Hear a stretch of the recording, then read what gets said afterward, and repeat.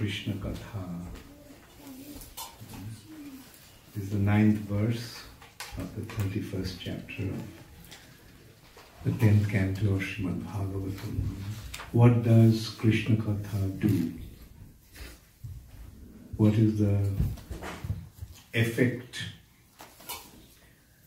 of hearing Krishna's activities, Krishna's pastimes, Krishna's instructions? What are the benefits of hearing about Krishna, and what is the benefit of hearing from Krishna? We all are suffering in this material nature. Tattva Jivanam. Every morning we also sing Samsara Dava Nalalita Loka. Dava Nalva. Dav on a forest fire. No one goes to light the fire. It just lights upon its own. And it's an inconceivably blazing fire. Recently during the flight, I saw the news in San Francisco. 13,000 or 130,000 acres of land got burned. So many people died. Nobody went to light that fire, just on its own. So similarly, in this material nature, we don't know how it happened. Somehow or other, we got entangled, and it is like a forest fire. We're constantly burning. And with our intelligence, we're making various arrangements to avoid that suffering condition. If there's a blazing forest fire, and we are trying to make some arrangement that we do not become affected by that fire. Sometimes we succeed, sometimes we don't. This material nature is actually a place of suffering, and this body is an instrument to receive pain. So what can we expect? In a place of suffering, in a body that is meant for receiving pain. Take any part of your body and consider in how many ways you can inflict pain to that part of the body. We don't have to go very far, we can think of thousands of ways to inflict pain. Take any part of your body, no matter how insignificant that part may be. Consider a little finger, insignificant part of the body, and take a knife, cut it. Take some fire, burn it. Take a stone, smash it. Even take a pin and prick it. So many ways we can inflict pain to this part of the body. Now you consider in how many ways you can give pleasure to this part.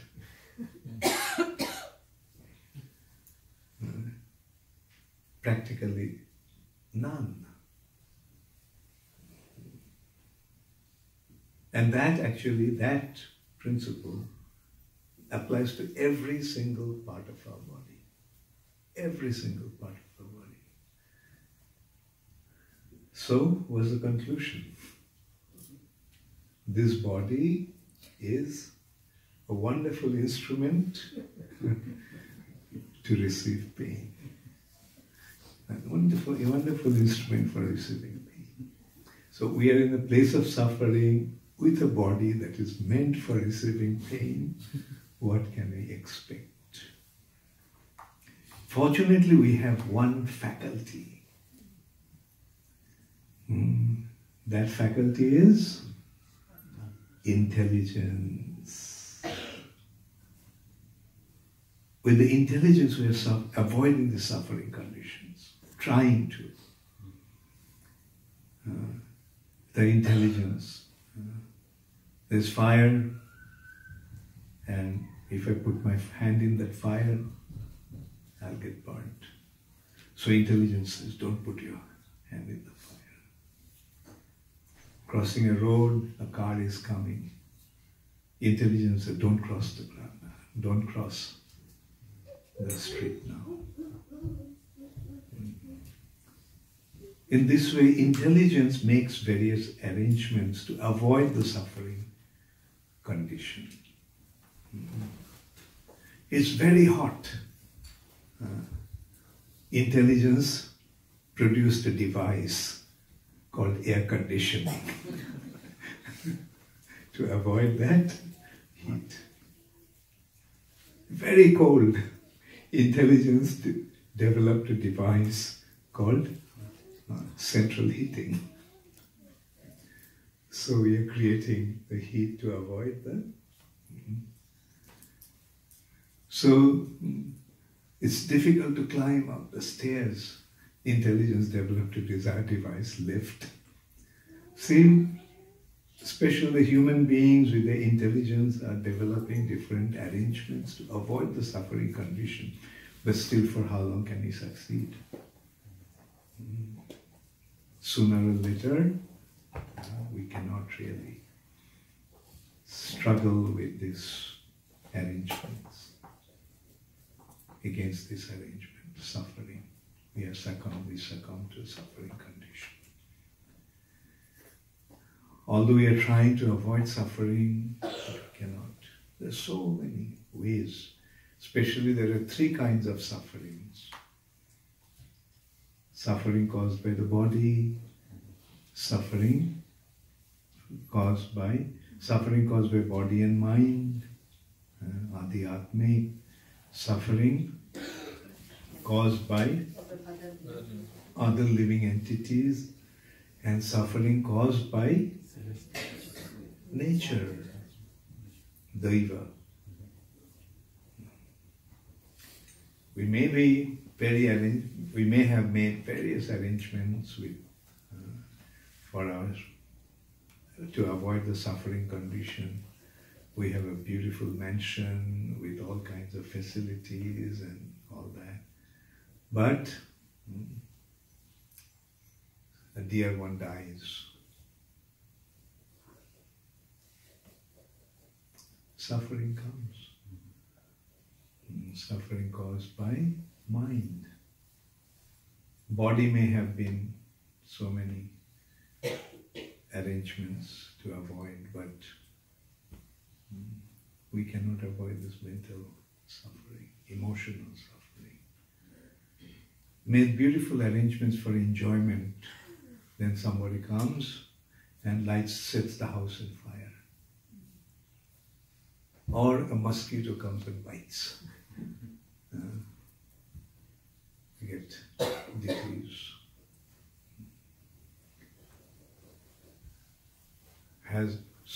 Have made so many wonderful arrangements. All of a sudden, there's a volcanic eruption. All of a sudden, there is an earthquake or tsunami. So the suffering condition cannot be avoided by our own arrangements.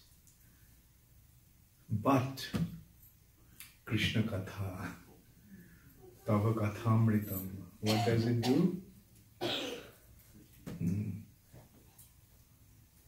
Tapta Jivanam, the suffering condition of our existence is once and for all. It's mitigated. Now this is the benefit of Krishna Katha. Just by hearing, we become free from our suffering condition. But the consideration is, how should we hear?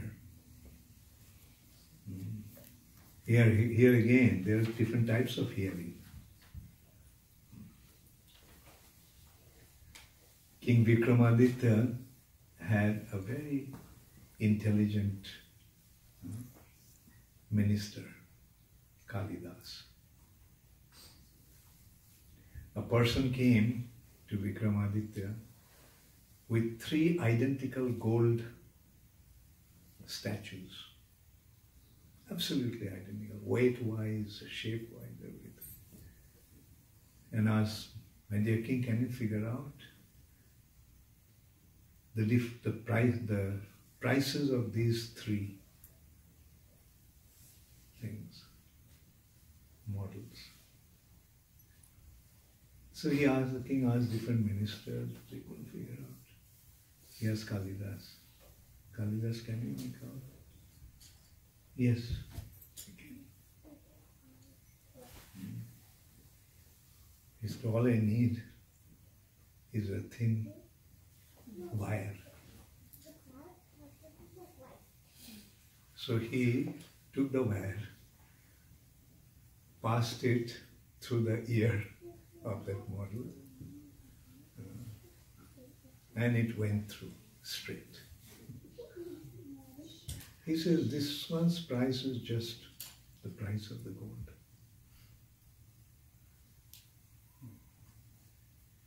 He tried the second one, it got stuck. It didn't go through. This one is very valuable. And then he took the wire and passed it, and it just went to the inside of the statue in the heart. He said, "This one is priceless." What's the lesson? There are 3 types of people. One type, they hear from one ear, goes out through the other. The other one hears and retains. It's very valuable. But other one, whatever he listens, he takes it to his heart. So that person is priceless. So hearing also has different qualities, different types of hearing. Often it happens, we hear right after hearing, if you ask, "So what did you hear?" It went out through the other ear. Other person, at least, they can remember what they heard. But the other one, he takes it to his heart and acts according to that. Therefore, it is not just hearing. The question is, what kind of hearing? Tava kathamritam. If properly if we hear, that means we take it to our heart. Krishna Katha.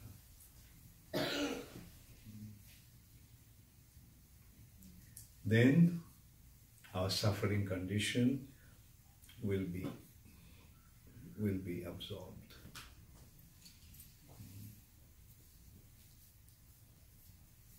So that is the thing, like we must hear, take it to the heart and act accordingly.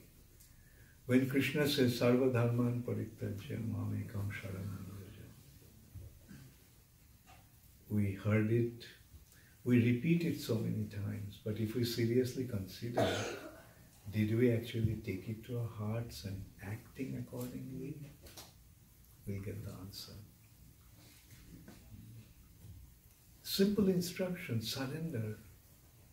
Just surrender unto me. And surrendering is so easy. What is the opposite to surrender? Opposite to surrender? Struggle. Right? Opposite to surrender is struggle. Now, is a struggle very difficult? Like, say, you are on the ring with a champion heavyweight boxer. If you fight with him, you can well imagine how these fights are. They get beaten up, both of them get beaten up so badly, right? But if the condition was that right as soon as the fight started, surrender. well, he wins, the opponent wins, but I saved myself from getting bashed up. So in the material nature, we're constantly struggling against the Maya, against the material arrangements. And as a result of that, we just get eaten up. But Krishna is giving the proposal. Surrender unto me. If you surrender unto me, then Maya with folded hands will ask you, my dear sir, what can I do for you? Maya will become Krishna's agent to take us to Krishna. Maya, Mahamaya, who is constantly piercing us with a trident, threefold material nature. She will withdraw the trident. And that's the difference between Mahamaya and Yogamaya. Mahamaya has 8 hands. Mahamaya has 10 hands. Yogamaya has 8. What are the 2 hands that Mahamaya has that Yogamaya doesn't need? One is a trident, the other is a snake. The snake is symbolizing the time, Kala, and trident is symbolizing the threefold miseries. There is no more when you surrender to Yogamaya, no more threefold miseries, no more influence of time. And Yogamaya takes us to Krishna. In that respect, Prabhupada gives an example of a policeman. Same policeman. How does a criminal see the policeman? A frightening object. But how does a peaceful citizen see the policeman?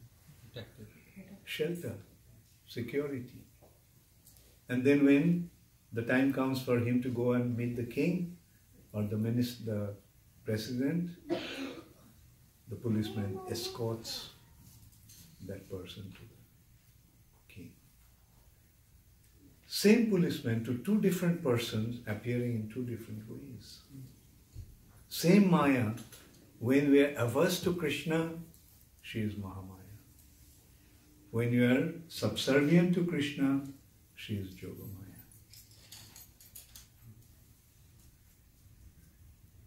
So this is what surrender is. Just surrender to Krishna. And how does that surrender take place? When you get to know Krishna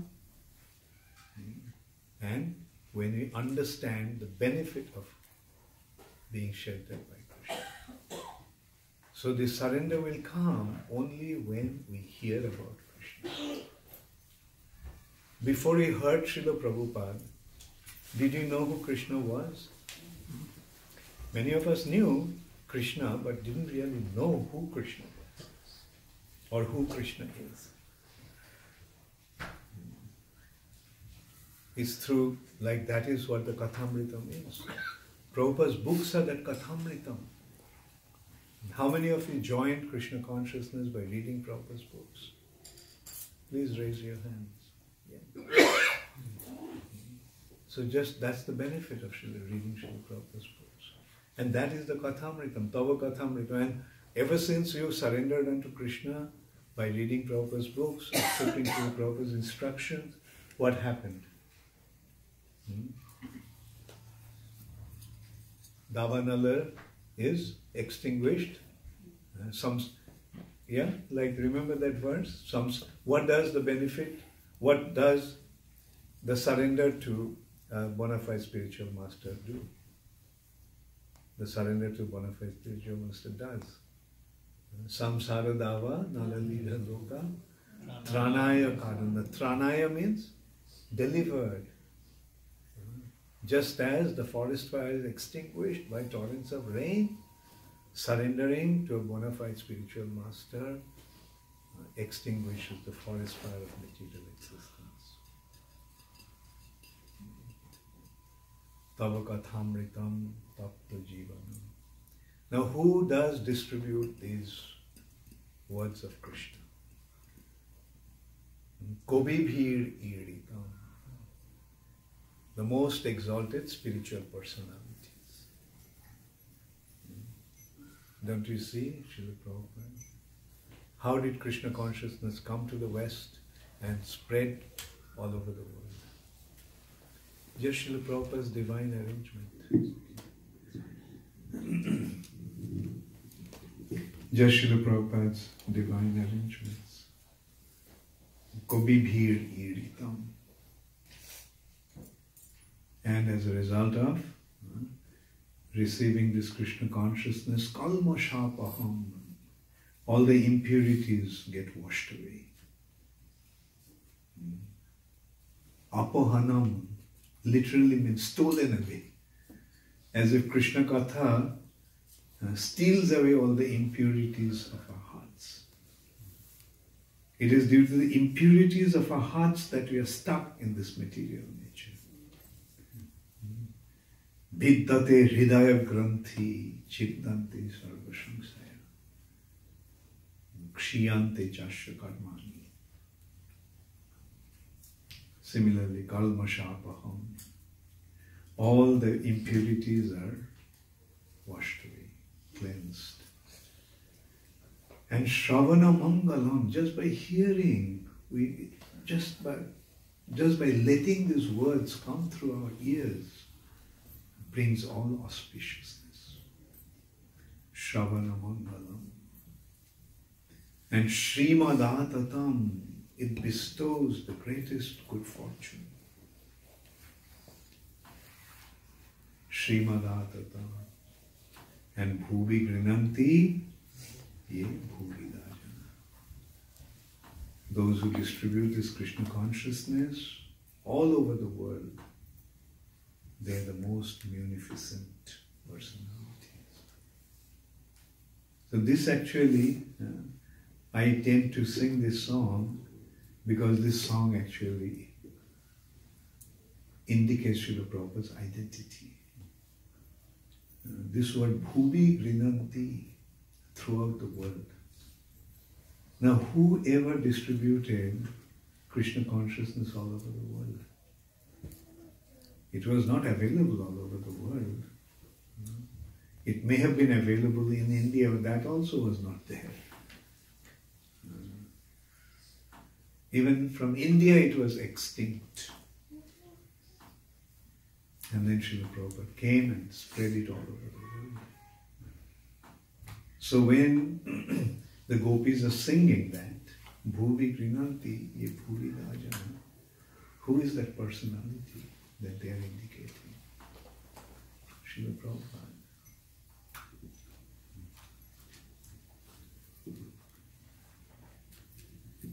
So anyway, thank you Nilamani Prabhu for inspiring us to sing this song.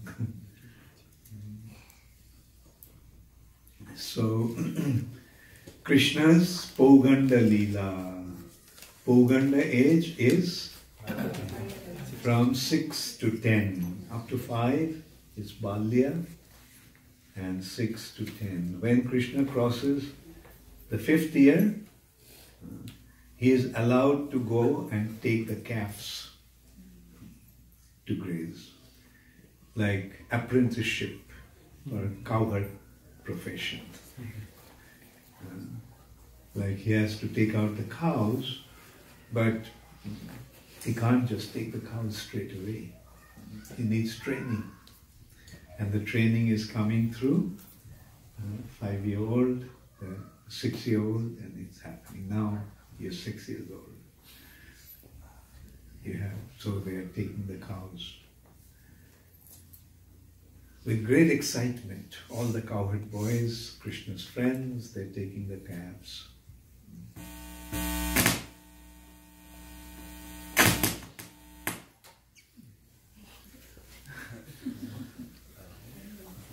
So Krishna is, and they used to take the calves. They would go to the bank of Jamuna, which is just close by. There's beautiful grass for the calves to graze. And sometimes they would go to Govardhan. In this way, they would go to different places with the calves. And the calves are small, because they are small, so they can take care of them. They can handle them. And they take the calves and let them graze. And sometimes they control the calves, bring them. Krishna has a beautiful way of disciplining the cows and the calves. Just by playing his flute, he does that. Krishna's flute is so attractive that just by hearing Krishna's flute, they just come back around him. So this is how Krishna is tending the calves. But Kamsa is in anxiety that time and time again he actually saw how this little boy is killing all his friends. He saw Putana was dead, such a terrible Rakshasi. Mind you, these demons were so powerful that the demigods couldn't deal with them. You remember the condition? Even the demigods, because they couldn't deal with these Kamsa and his associates, that they went to Brahma. Please do something. And recognizing their power, Brahma also felt his inability. Brahma also felt that even he is not able to take care.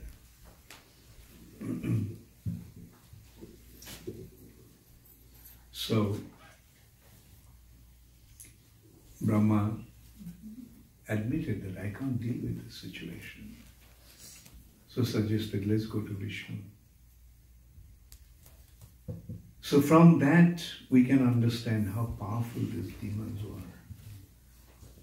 Putana, Krishna, in his childhood, Krishna killed quite a few of them. Just as before he was even 5 years, before even he completed his 5 years. Putana, Satakasura, Trinavarta. And so now when they're taking the calves to graze, one day Krishna saw one calf that was a little strange. So he told Balaram, this one looks like a new one. I've never seen this one before. Balaram said, yeah, I also noticed. So anyway, let's see. Let's keep on playing. So in this way, when they're playing, then all of a sudden, this calf came running towards Krishna to attack him.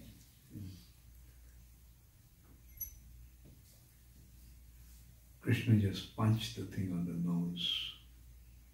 The demon was hurt. But again, it caught up and attacked. In this way, actually, Srimad Bhagavatam didn't give the descriptions of their fight. But other Purans and Samhitas actually give more detailed description. We have to understand that one of the reasons Krishna came, because in Vaikuntha, there is no Biraras, mellow of fighting. In Vaikuntha, no one fights with Krishna.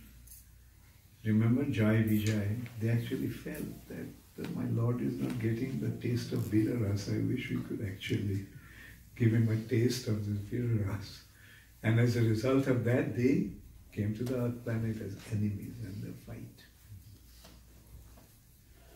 And we could see that how powerful these demons were. Hiranyakashipu, Hiranyaksha. You want to hear about Hiranyaksha's power? When Ravan got into a fight with Lord Ramchandra, And the fight was getting more and more critical.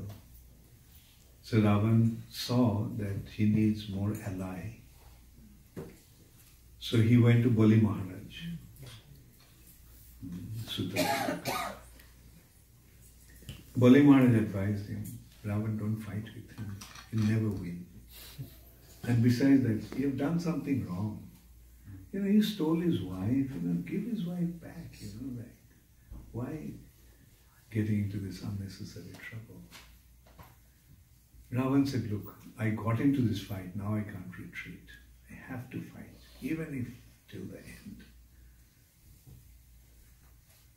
So Ravan couldn't take Bali Maharaj's advice. Then Bali Maharaj told him that, look, since you have come to my place, I should give you some gift. Come with me. So he took him to a golden mountain, studded with diamonds, 6-7 feet in diameter. Huge diamonds, studded with diamonds. It's a whole mountain studded with beautiful diamonds, huge diamonds in beautiful order. He said, Ravan, take this. It's my gift from you. So Ravan tried to lift it. He couldn't lift that mountain. So heavy. So Bali Maharaj said, do you know what this mountain is? This mountain is the earring of my grandfather.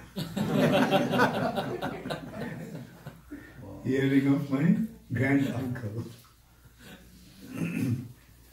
And he was killed by this Ram.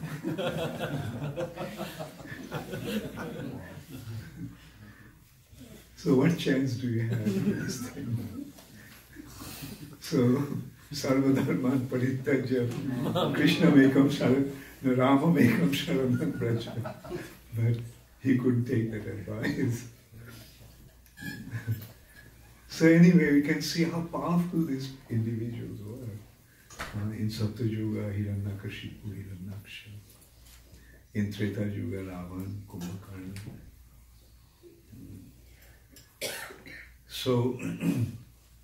So one of the reasons why these demons used to come during the Lord's pastimes, to give him the taste of Virarasa, the taste of the mellow of chivalry.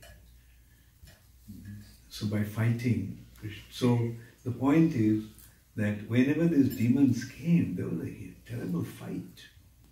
They didn't just, give up so easily. They were extremely powerful. And Krishna also. This is play. He's playing with them games. Anyway, eventually what Krishna did, Krishna grabbed the calf. It was actually a demon in the form of a calf, the Vatsasura.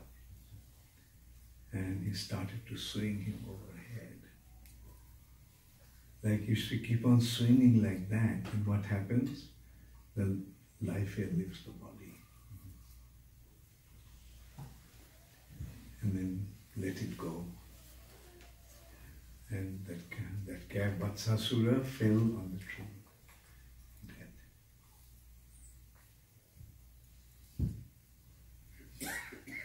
Another day, they saw that there was a huge crane, like its head is practically touching the sky. So the demigods could understand that this is a demon who came to attack this children. So they decided to protect the children. So they attacked. And different demigods with their weapons struck this crane. Huge crane. Bakasura.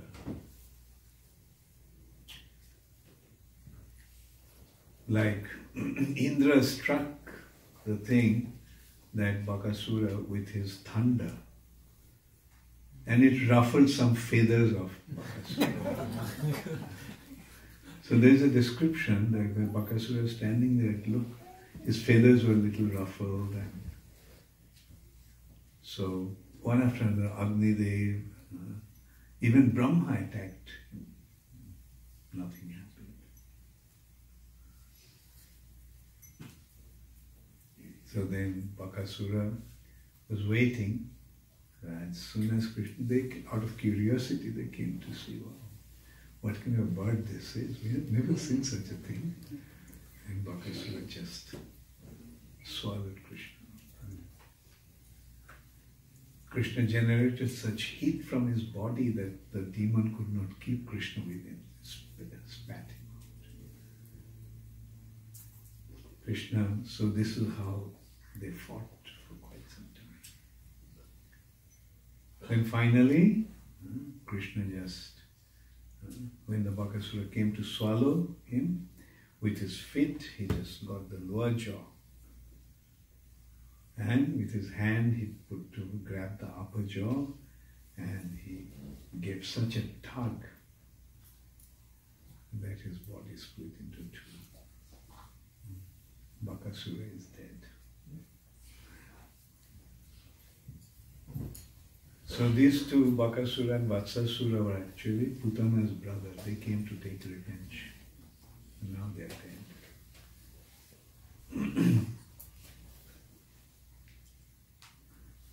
Then one day, and they were taking the calves, going to the forest to graze with the calves. And all of a sudden, they saw that looked like a new cave that they haven't seen before. As if they discovered some nice playground. All the boys were very excited. Krishna, Krishna, look at this cave. Such huge cave. And it's beautifully colored. It's all pink. And look, it looks like there is a passageway onto that cave. What was actually the cave? Aghasura, the snake. Agha means a snake. Agha also means sin. So extremely sinful demon this was. So he assumed the form of a python, a snake.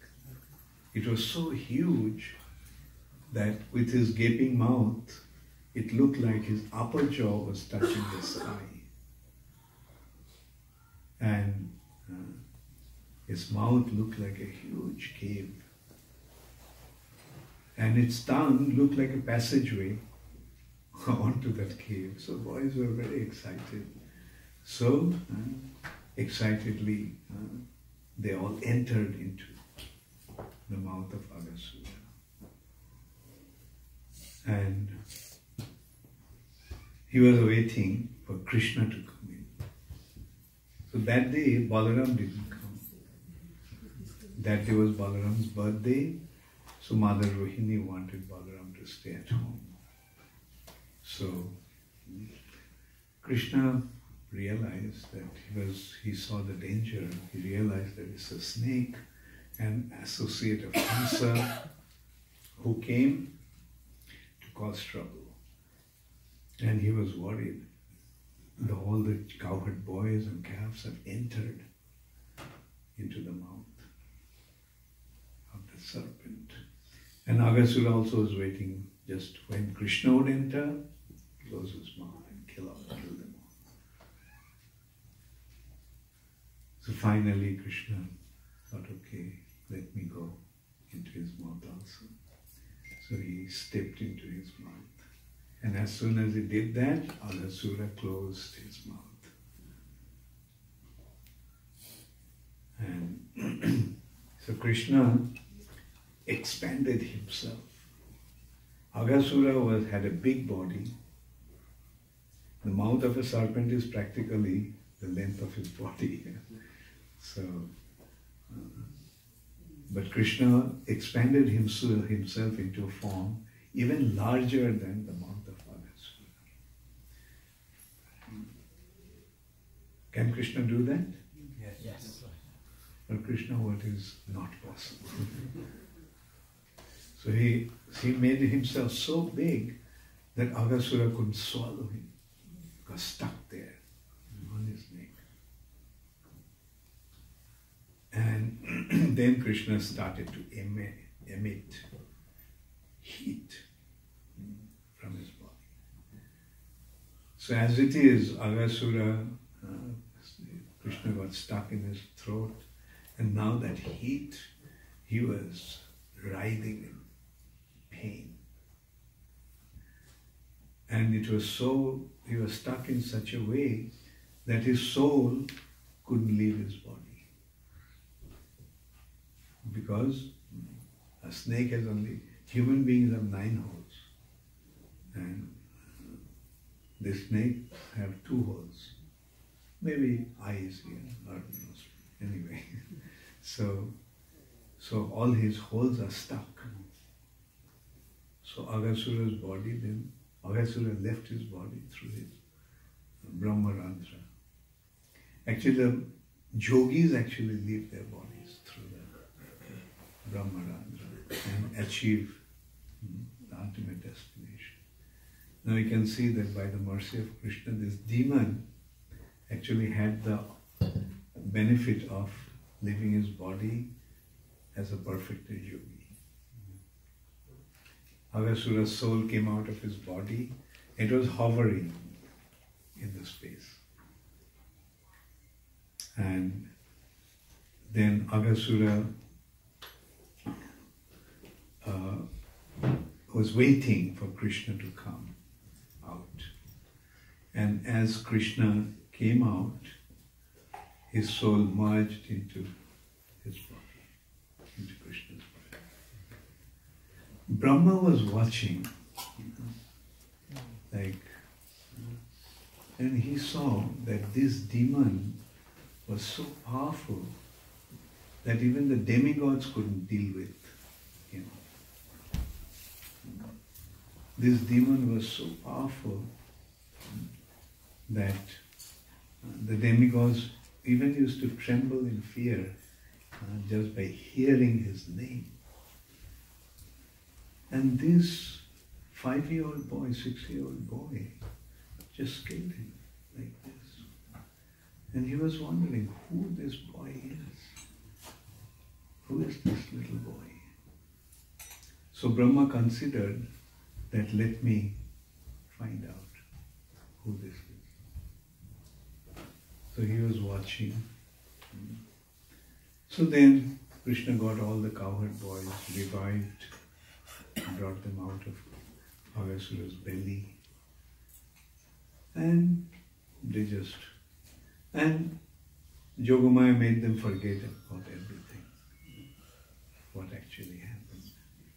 And playfully dancing and singing, they all came to the bank of Jamuna and let the calves graze, and they sat taking their food. Brahma was watching that they were having their breakfast. Different devotees brought out, different cowherd boys pulled out their food stuff and wrapped in a piece of cloth. And they were eating. Like one boy said, Krishna, he took a bite of the sweet that his mother made. And he thought it was so delicious. He said, Krishna, Krishna, see, this is such a delicious laddu my mother made. Krishna said, let's see. He took it and he started to eat it. Then as he placed it on his plate, another boy wanted to have the taste of that also. So he said, look Krishna, look at the bird. So when Krishna looked there, he took it from his plate and started eating. So this is how they were having their exchange. And Brahma felt that Brahma was considering whether this boy is Narayan. But then he felt that no one can deal with Narayan like this. And Narayan also not let anyone deal with him in this way. Narayan eating somebody else's juta, somebody else's remnants, and somebody stealing from his plate. And it's not, I mean, all throughout, all the time, they were just doing exchanges like that. And so Brahma said, okay, let me see who this is. I mean, to me it seems that he cannot be Narayan. Let me see who it is, who he is. So he stole the calves. In a flash of a moment, he took the calves, put them in a cave, put them in sleep, yoga nidra. And all of a sudden, the cowherd boys noticed that all the calves are gone. Not a single one in sight. So they became very worried. So Krishna said, don't worry, you all carry on eating. I'm going to go and find out. So Krishna went to look for the calves and couldn't find them. So very surprised, Krishna came back. Now he saw that all the cowherd boys are gone. Krishna was wondering what's happening. Calves are gone, cowherd boys are gone. And then, in his mystic vision, or all-perceivable vision, Krishna saw what happened. And he realized that Brahma is trying to test him. Brahma is trying to check him out. So Krishna says, okay, fine, Brahma, check me out. So he immediately expanded himself into all those cowherd boys and the calves. It took Brahma 1 second to put all the calves and cowherd boys into the cave. And he looked back and he found the same scene. All the calves are there, all the cowherd boys are there, they're just having the picnic, and the same way with Krishna in the center. So Brahma just was surprised. I took them all, put them in the cave in sleep. How come they're there? So then Brahma looked into the caves. All the calves and cowherd boys are asleep. So now he looked at Braj, the bank of Jamuna. Then this time he saw that all the cowherd boys and all the calves are Narayans. They all are actually Krishna's expansion. So Brahma realized that I knew about only one Narayan. And all these Narayans here. So all these Narayans are expansion of this boy. So Brahma realized who Krishna is. Krishna is not only his Lord and Master Narayan. Krishna is the origin of all Narayans. So then Brahma offered some beautiful prayers to Krishna. That actually leads us to another aspect. Although Krishna forgave Brahma, but Brahma was feeling very, very guilty that he committed such a terrible offense to the lotus feet of the Lord. So Brahma decided to perform austerities. So Brahma performed great austerities. And as a result of that, eventually, the Supreme Lord appeared to him. And Brahma asked, my Lord, I've never seen this form of yours. This form had the complexion of molten gold. and he looked so beautiful. So the Lord said that, yeah, I haven't revealed this form as yet, but I will soon do that. And when the Kali Yuga begins, I will appear on this planet in this form. And I will distribute Krishna Prem. Then Brahma said, my Lord, please allow me also to witness that pastime of yours. Krishna said, okay. In these pastimes, you will come as one of my very, very intimate associates. Brahma fell at Krishna's feet, Chaitanya Mahaprabhu's feet. He said, my Lord, I have one prayer. What? You see, this position of Brahma often makes me so arrogant, so proud of my position as Brahma, that I commit offense at your lotus feet.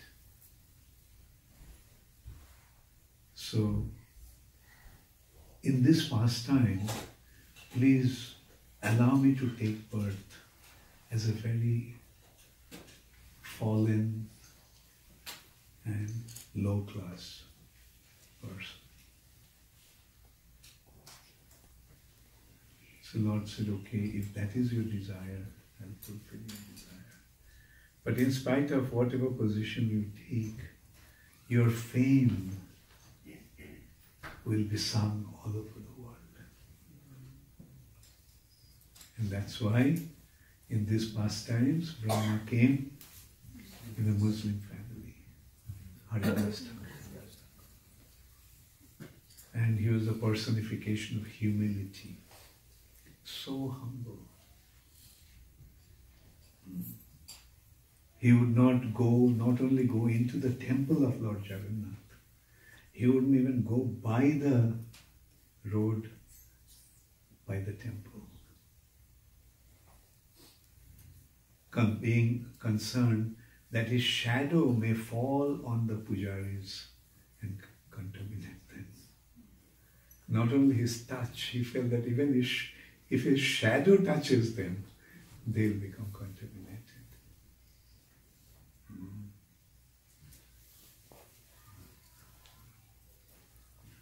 But he was so great that although he wouldn't go to the temple of Lord Jagannath used to come to see him. Chaitanya Mahaprabhu used to come every day to see him. And then when he left his body, Chaitanya Mahaprabhu danced carrying his body. What a fortunate personality. So that is the Brahma Mohan Leela. Now here also an interesting thing to note, that Madhva Sampradaya do not really deal with this chapter of the 10th canto, Bewilderment of Brahma. But Prabhupada's take on that was different. The Madhva Sampradaya's consideration is that Brahma is our Sampradayacharya. He is the propounder of our Sampradaya. How can we consider that he was bewildered? But Prabhupada's point was, or actually Prabhupada is drawing the line from our previous acharyas. Krishna can do anything. Krishna can bewilder anybody. It's his pastime. And it is not detrimental to anyone's status as a devotee. So, anyway, so this is another thing that came to my mind. So this is how, through these pastimes, Krishna actually established that his position was even superior to Lord Brahma. That's another aspect of Krishna's pastime. Through these pastimes, bewildering different individuals, Krishna is establishing his position being superior to them. There might be people, those who may think that Brahma is the highest, Brahma is the greatest. But through these pastimes, Krishna pointed out that his position is far superior to Brahma's.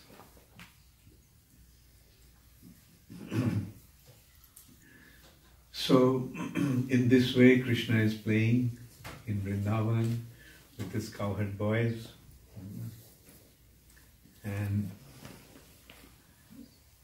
this time now, Krishna is about 7 years old.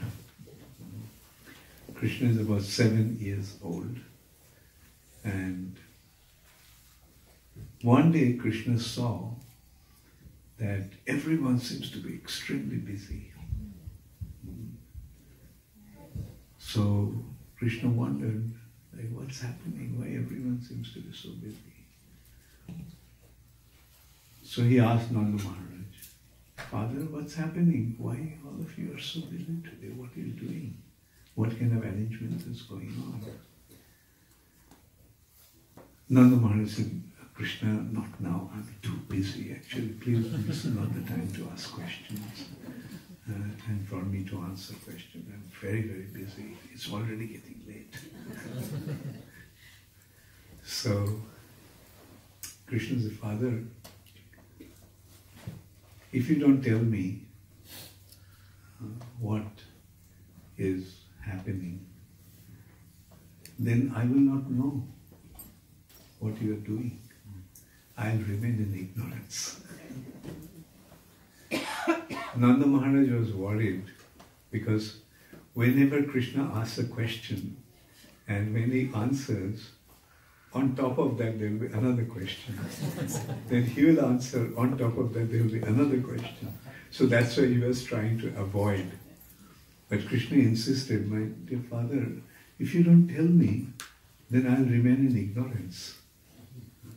And people will blame you that your son became so uninformed, stupid.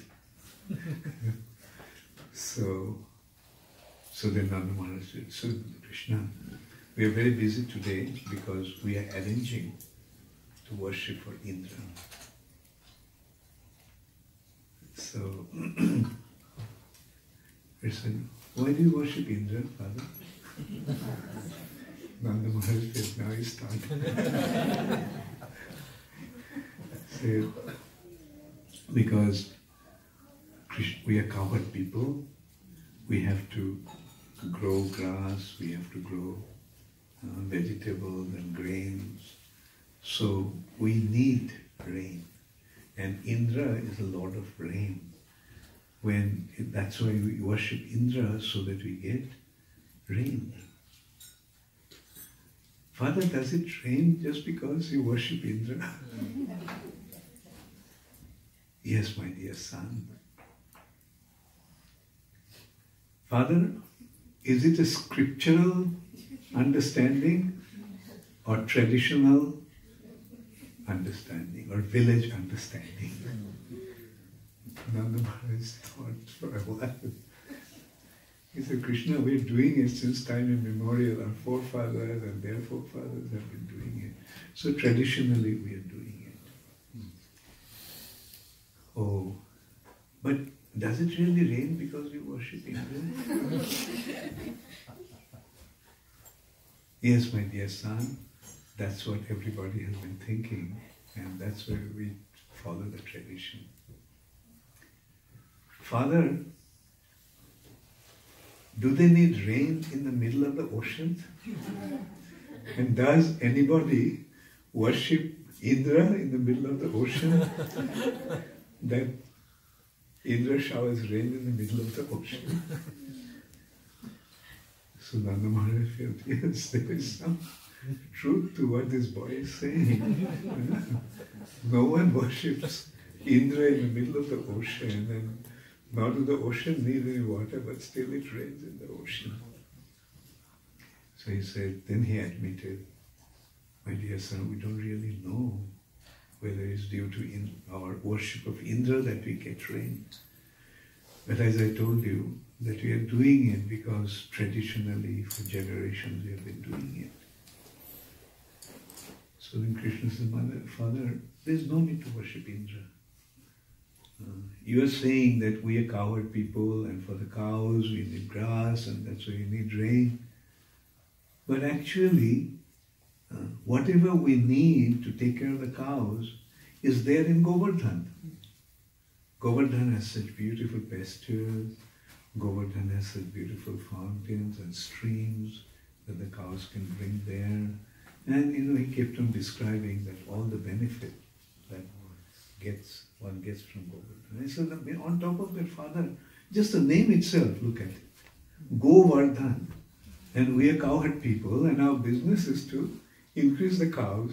So Govardhan is the one who actually does that. That's why he got the name Govardhan. Nanda Maharaj said, that's true. So Krishna, let's go and offer all this worship to Govardhan. There is no need to worship Indra. Let's worship Govardhan.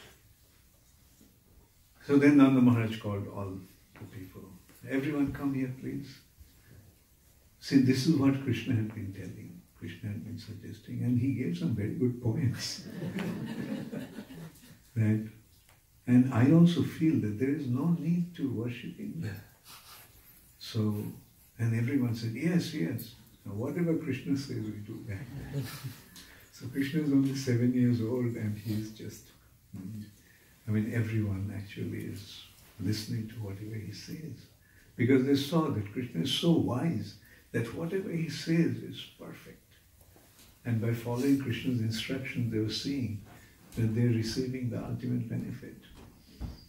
So they all excitedly took all the ingredients for worship, all the food offering and everything, and they took them to Govardhan. And they piled up the food, huge stack that looked like a mountain. Govardhan is one mountain, and in front of him there is another mountain. This is a mountain of food, Annakut. Jiva Goswami in Gopal Champu gives a very good description of this Annakut. The first they spread banana leaves on the ground. Then on top of that they put chapatis. A stack of chapatis. Then on top of chapatis there was parathas.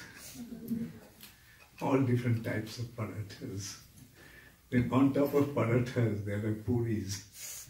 On top of puris there are kachoris. And then on top of that there are various types of rice preparations.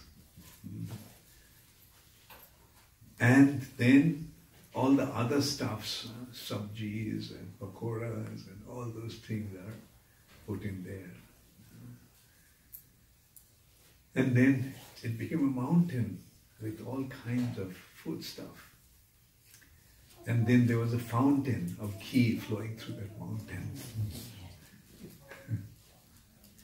And it was offered to Govardhan. And everyone, to their great surprise, they saw that the mountain, the high mountain, whose head is practically touching the sky, has appeared the form of Krishna. It's Krishna sitting down and eating.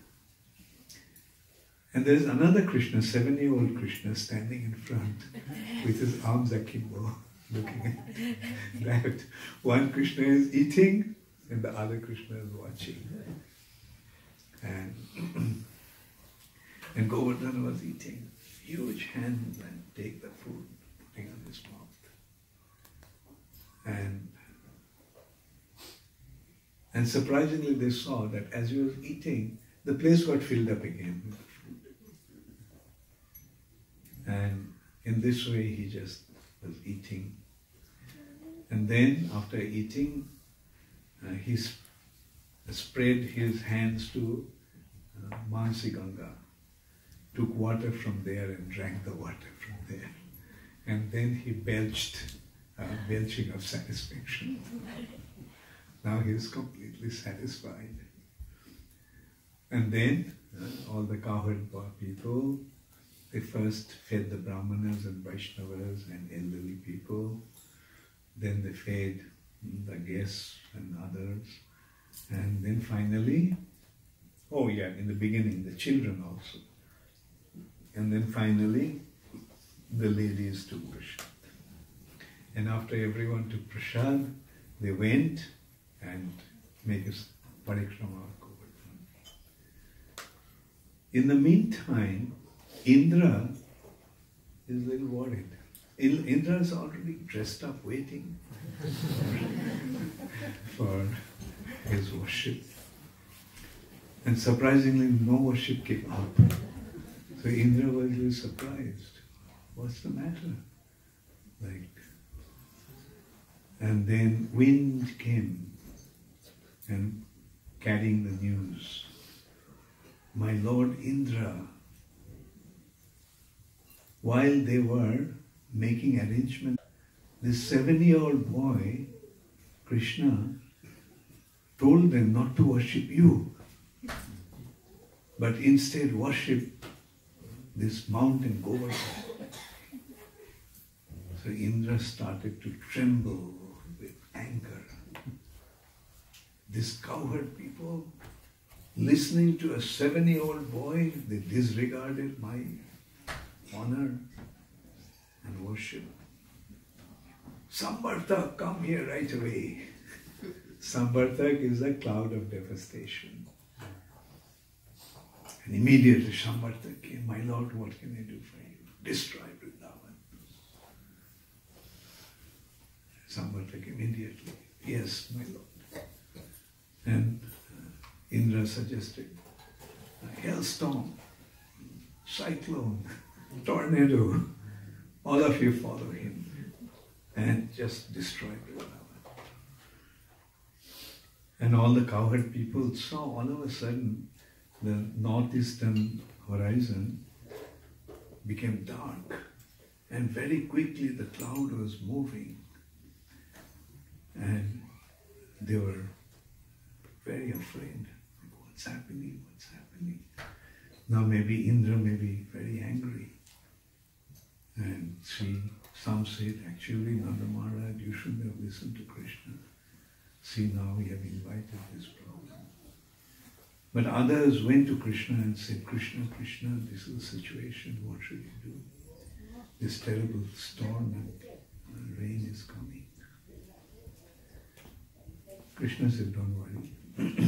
So he lifted Govardhan with his left hand, and he said, everyone come under this mountain, along with your animals.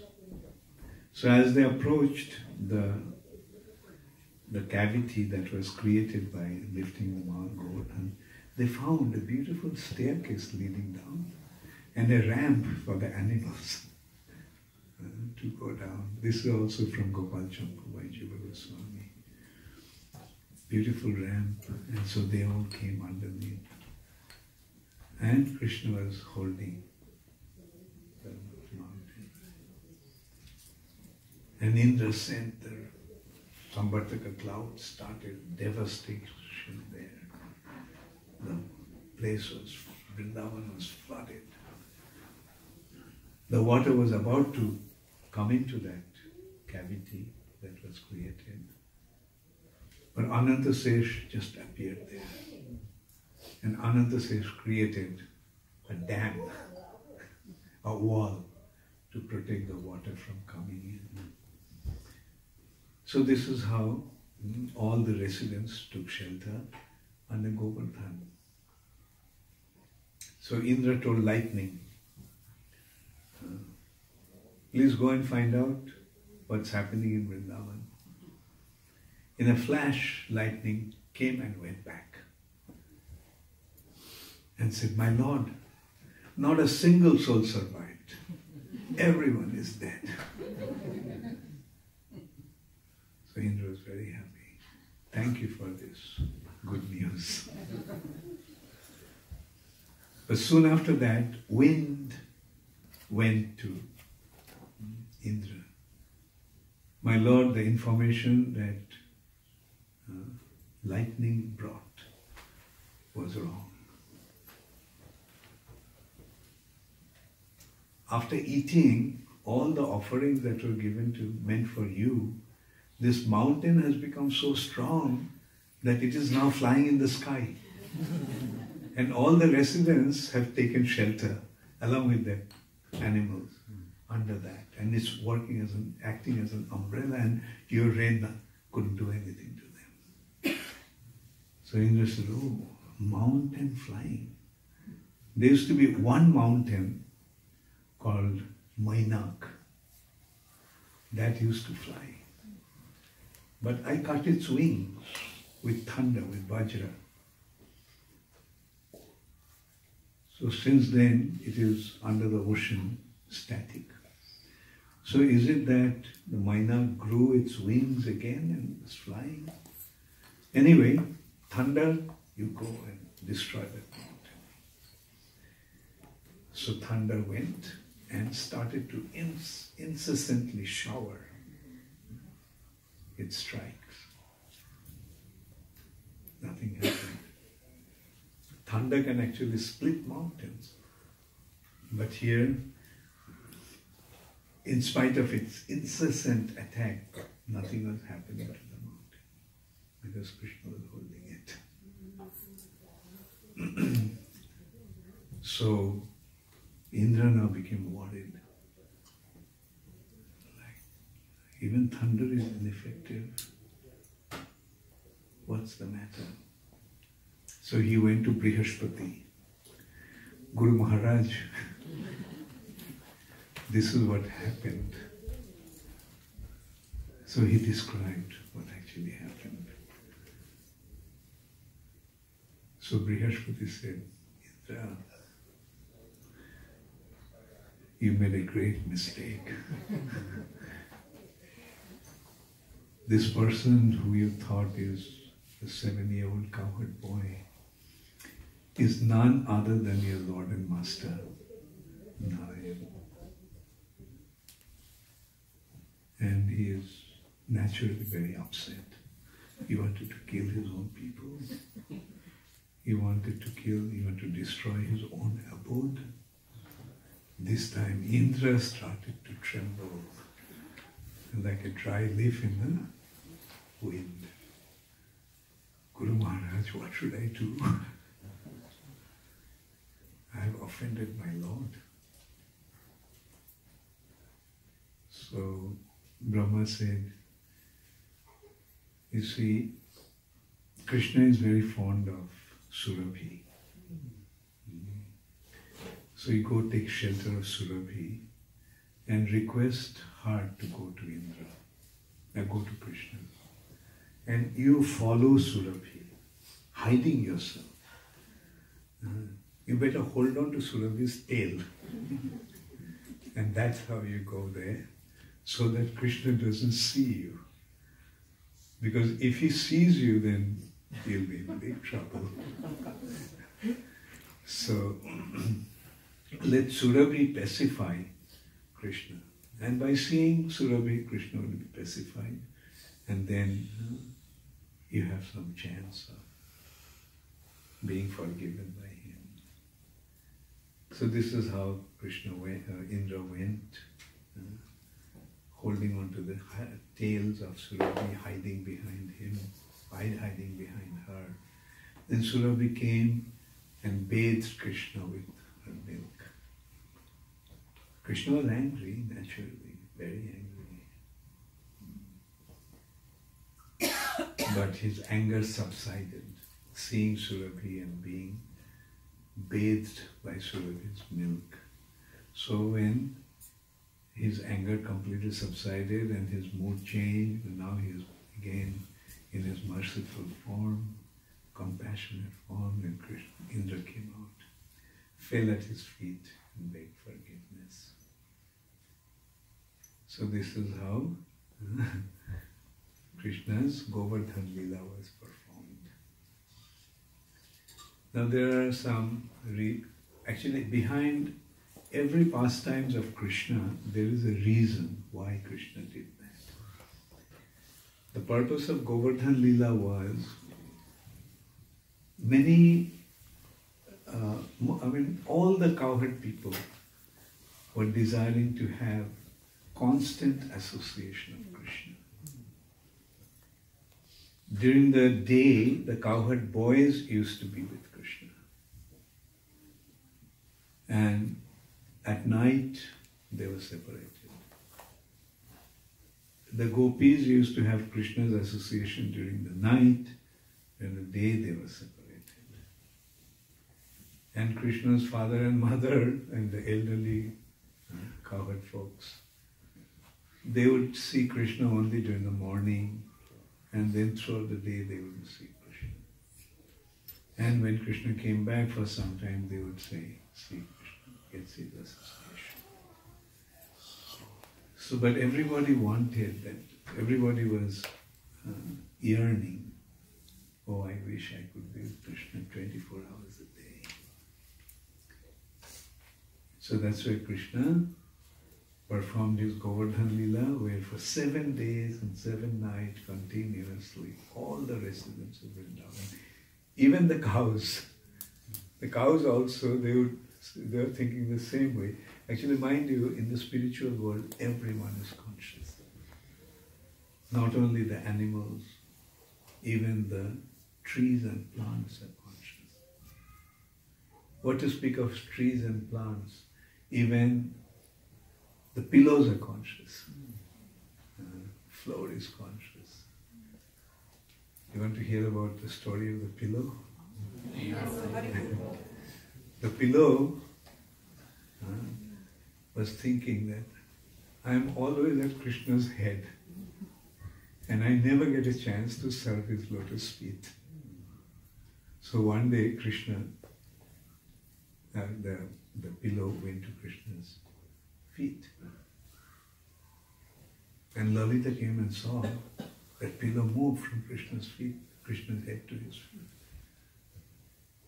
So Vishaka's business is to make the bed.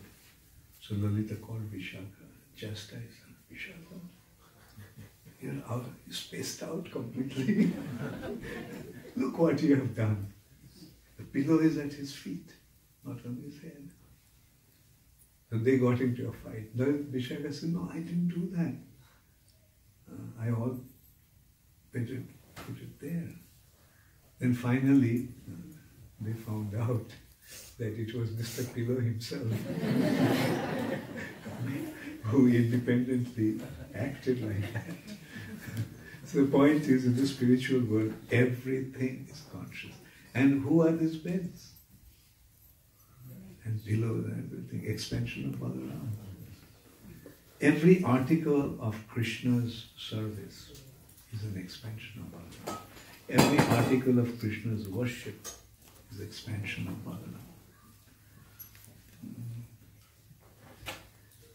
So in this way, there are various reasons why Krishna performed different pastimes, especially Govardhan Leela. And also, after the Govardhan Leela was over, different people started to take credit for Govardhan.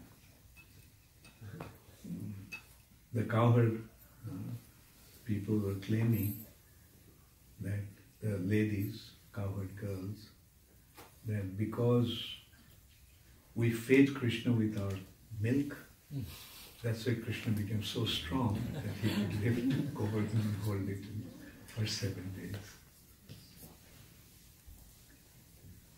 Then the cowherd men said, no, Krishna could hold this mountain for 7 days because we are supporting him with our support. That's why we could. But then the gopis came that you see, Krishna lifted Govardhan with his left hand. And the left hand side of Krishna is Radharani's place. Therefore the credit goes to Srimati Radharani. So they admitted, yes, it is due to Radharani's potency that Krishna could actually hold Govardhan for 7 days. Now there is another thing about Govardhan. Who is Govardhan? Govardhan is Haridasha Varja, the best of Krishna's servants. So much so that Govardhan is non-different from Krishna. Govardhan in one hand is Krishna's devotee, and at the same time Govardhan is Krishna himself. So when Krishna decided, actually Garga Samhita gives the description what actually happened. Srimad Bhagavatam gives a very brief description that Brahma went and Vishnu, Kshirodakshay Vishnu, Brahma heard the voice and said, I'm coming. But Garga Samhita gives a more detailed description that when they went to Vishnu, Vishnu said, look, it is beyond me to take care of this situation of the earth planet. The only one who can do that is Krishna. So Vishnu took them in a boat, and where God went into the celestial Ganga. Ganga is in the heavenly planet also. And through Ganga, they went to the covering of the universe. And there was a crack, so they went beyond that crack, outside of the universe. And they saw that the universe eventually disappeared like a small little berry. It appeared to be like a small little berry. And then they saw there are many other such small little berries like floating there. Innumerable universes. And then they came to this 1,000-petal lotus. And at the gateway, they were stopped by 2 ladies. And so they asked, yes, what do you want? They told, Brahma told. So, I am Brahma, and they introduced the others. Which Brahma? Oh no, she actually went back to Krishna. They went back. So wait here. So they went and came back. So, which Brahma? Krishna is asking. Which Brahma? Yeah. There are innumerable Brahmas, and there are innumerable Brahmas. Jai Shri Shri Gaunika, Jai Shri Shri Srinath Ji ki Jai, Shri Shri Sitaram Lakshman Hanuman ki Jai, Srila Prabhupada ki Jai. Anyway, so then Vishnu said, the Brahma, the universe that was cracked by the toenail of the Lord. So they went and so, okay, now he comes. So they went there and they saw Krishna and with Srimati Radharani in Golok. So they then asked, Krishna asked, so, yeah, what do you want? Please tell us what I can do for you. So, Vishnu described everything. Oh, in the meantime, they all saw that different incarnations were coming and merging in the body of Krishna, indicating that all these Nishinga, Varaha, Kurma, Mahavishnu and others are actually his expansions.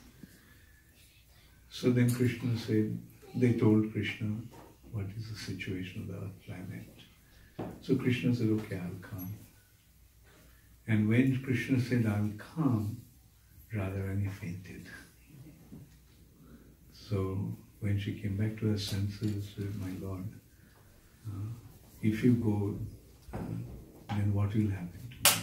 Krishna said, okay, you'll also come with me. She said, no, I don't want to go to some place away from Vrindavan. I don't want to go to a place where there is no Govardhan, there is no Jamuna. So Krishna said, okay. So he sent a part of Golok in advance. And he ordered Jamuna to go there. He ordered Govardhan to go there. So Govardhan then appeared in Shalmali Island as a son of Drona mountain. Very beautiful son of Drona mountain. And one day, Pulastha Rishi, Brahma's son, he came to Shalmali. And so he was so impressed seeing Govardhan. So while he was about to depart,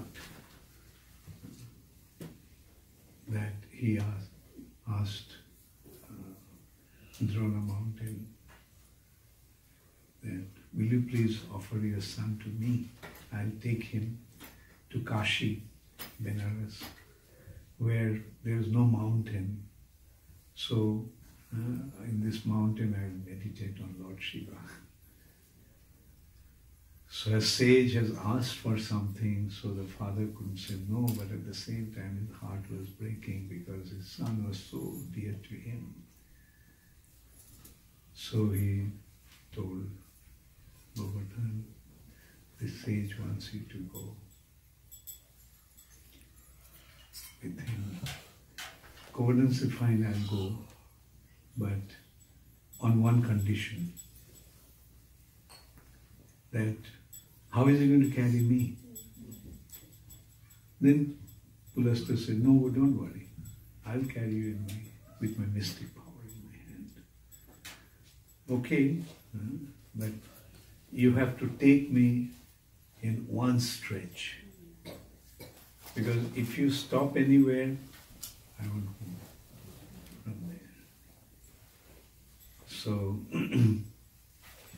he said, fine. So he was carrying Govardhan. When they were flying over Vrindavan, Govardhan felt that now Krishna will come and he'll perform his pastimes. Who wants to go to this Kashi?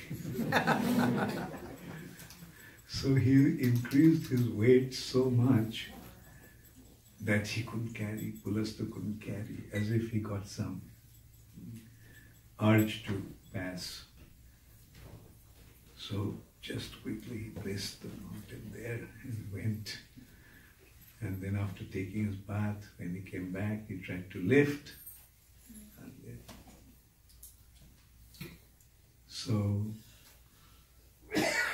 he said, what happened, my child? Come on, my hand. He said, look, we had a condition, wherever you drop me, I'm going to stay there. He said, oh, you tricked me in this way. Okay, I curse you that every day you will reduce by the size of a sesame seed. That's why Govardhan is. His size is decreasing, which was a huge mountain at one time. It's practically a small little hill. So this is how Govardhan came. Another interesting anecdote about Govardhan. When Ramchandra was building the bridge to Lanka, big monkeys were carrying mountain tops and big boulders to throw in the ocean. And when Hanuman came to Govardhan, he was about to lift Govardhan and take. The announcement came from the sky, the bridge is complete, there is no more need of any other material. So Govardhan felt so upset. I was about to be engaged in the service of the Lord, and now I have been deprived of that opportunity. So then there was an announcement, don't worry Govardhan. When the Lord will come in Dwapar Yuga, in the following Yuga, He will come and play at your hills, on you. And not only that, He will be engaged in His service. You will be so fond of Him, He'll be so dear to Him, that He'll lift you with His own hand and hold you for 7 days. So that is the benediction he got because he couldn't be engaged in Lord Ramchandra's pastimes. Giriraj Govardhan ki jai, Srila Prabhupada ki jai, Gaur Premanand. Does anybody have any question? Yes. I'm not sure we have enough time for all my questions because Kali Yuga is only a short time compared to the questions I have. So I have a concern for my own spiritual advancement. We see that Indra was, Krishna reduced Indra's pride because that was one of his goals. He knew Indra to become very proud. Now Indra, one understanding of the second offense in chanting is we shouldn't disrespect the demigods either. So I don't want to disrespect Indra. He's a very advanced devotee. But a little while later, he did the same thing. He fought with Krishna when Krishna asked for the parijata flower for Satyabhama. So if he falls prey to pride so quickly, what about me? I'm really in trouble. Yeah. Well, that is Yoga Maya. As I mentioned this morning, in the previous class, that these are actually Krishna's pastimes. It's just some acts on a stage, you can say. And Yoga Maya makes these arrangements. She makes one forget. Like a simple consideration, Krishna comes every day of Brahma, once in a day of Brahma. Then how come Brahma forgot? Right? Like one who comes, and every day he's forgetting and doing the same mistake, so to say. We have to understand that these are his pastimes and we have to accept them with the spirit. And the question that you asked is forgetfulness of Krishna's position and like as far as possible we must try to remember him as long as our consciousness is clear. Because the time will come when our will not work. Like say for example, when you fall asleep, can we apply our will and decide what we're going to do and what we're not going to do? Similarly, after we die, death is like falling asleep. Therefore, the only recourse is to surrender. Krishna, you decide what you want to do with me. With my own effort, I cannot really act appropriately. So you please decide. And that is the meaning of surrender, depending upon his Maru virakho pijo ichha tuhara. Kito janamo ho jatha tu agas. Even if I have to be born as an insect, it's possible. But let that birth be in the association of devotees.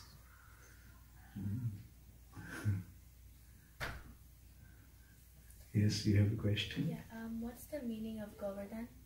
Govardhan, oh yeah, right, I didn't explain, right? Okay, Go means cow and Vardhan means that increases. The cow community increases. The one who makes the cow community increase, that is Govardhan. All right? Okay, time for a few more questions. You have a question? Yeah. Maharaj, so we see a lot of time hearing the stories, Brahma and Indra, they made offenses, they were trying to test Krishna. Lord Shiva, did he do this kind of things? Oh, many times. Okay, Krishna was fighting in Vanasura, right? And Lord Shiva actually, Vanasura was a devotee of Lord Shiva. So Vanasura was blessed by Lord Shiva that he will always protect him. So when Krishna attacked, Shiva came to Vanasura's rescue according to his promise. He fought with Krishna. Then he came back to his senses. Right? And then he begged forgiveness. Yes, so in this way, Lord Shiva also, and apparently kind of, was bewildered and acted in an appropriate way. Yes? Hare Krishna, everyone. Maharaj in Damodar Ashtakam, in Damodar Pastime, we always hear like Yashoda Mai took so much effort and she couldn't bind Krishna. And finally, because of her effort, Krishna allowed her to bind. And then sometimes we hear that Radharani gave her ribbon to tie, and then that's what Krishna got tied. So it's any confusion there. So. Well, can be, I don't know, I didn't read it anyway. But it can be. There Krishna's pastimes has various aspects. It's possible, but it's not that because Radharani is kind of whatever you call it. But it is Dham. Anyway, maybe Radharani was using some rope to tie her hair. Where did you find that? I heard some of the lectures I hear people in Damodar Leela. Anyway, but ultimately it happened by Krishna's will. Yashoda Mai only tied, not Radharani didn't. No. Yashoda Mai tied. So, Oh, this one says Radharani tied it. No. They say that Yashoda Mai got the ribbon from, she gave some like tying thing. Or maybe she ran out of ropes and the only thing that was available was Radharani's. Could be possible. Anything is possible. That's how wonderful Krishna's pastimes are. Could be happening. Yeah, sure. I mean, no need to contest or... And Guru Maharaj, one more thing. Can you explain about last stand of Namo Radhikaya Vadhyate, last Yeah. thing that? I offer my obeisances to Srimati Radharani and those who are dear to her. So why it comes in the Damodar Ashtakam? Why that comes, that line? So, you see, like ultimately glorification is going to the devotees. Right? Like conclusion is humble obeisances to all the devotees.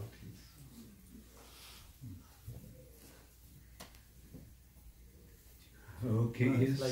Like just you told like how Brahma went to even Goloka and they went to Vaikuntha so many times. They said, but as Krishna explained in Bhagavad Gita, whoever comes to me, they don't come back.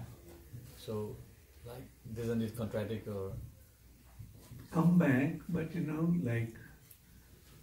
if one is not necessary to be engaged in Krishna's service, but they have other service, even if they go there, they come back. Right? The point is that those who are engaged in his service, whom Krishna wants, another classic example actually is Durvasha Muni went to Vaikuntha. He could go to Vaikuntha, but couldn't stay there. Why? Because Krishna didn't want him. because the main consideration here is that because he was not a devotee, he's not a pure devotee. Because many times we hear like Lord Brahma, they went to Kshirosagar and pray all those stutis, then like they hear a voice from the Lord or something like that, not directly perceiving. It's like, okay, let's put it this way. A person, he's a big man, and he has his office, and his office he has many employees, and he has his house. Sometimes his office people, on some specific requirement, may go to his house, but they can't stay in the house. The house is meant for the family members. So those who become Krishna's devotees, those who become Krishna's family members, only they stay there. And those who are not the family members, but those who are assigned to perform different types of functions, so they may go there, but then they have to come back because their job actually is in the office. Okay, thank you all very much. All glories to Srila Prabhupada. Gaur Premanand.